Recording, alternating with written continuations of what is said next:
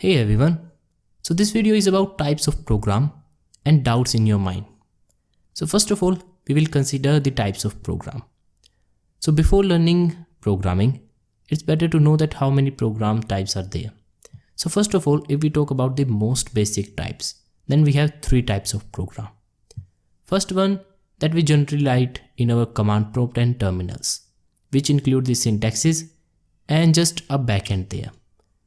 Like a one here, you write a program, you run that program, and that there will be all backend there. You also need to add something there, and then the program will work. Like if I write rock here, it provides me an output of meanings of rock because there's a dictionary actually there. But everything happening there is in backend. After that one, these programs are just there and they are for programmers only and mostly for practices.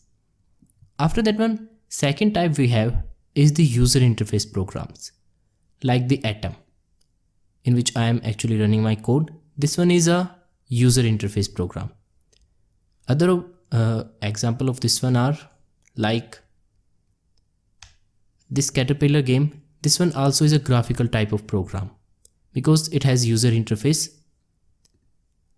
After that one, third kind we have are the web programs, like the Google. This one is a web application. Here you search something, click there and you get the output.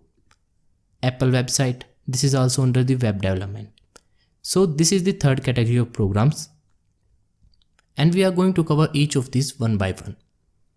First two sections, first type, then second, and then we will go for the third for the additional concepts that will be added with time. Now let's move to the questions. So if you got any problem and get stuck anywhere in your program, then you have option to ask questions there, Q&A. You can just ask a new question and I will clear your doubt.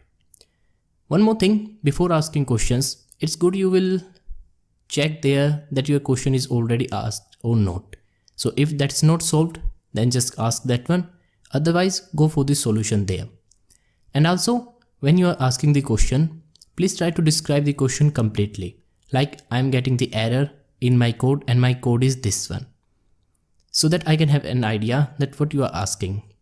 Like if you just write, I'm getting error in my code, then it's not possible to me. Then I can get that where you are getting the error without the code.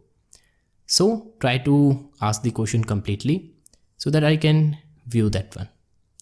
So thanks for watching. This is all about the introduction, and we will move to the next modules for the study of this course.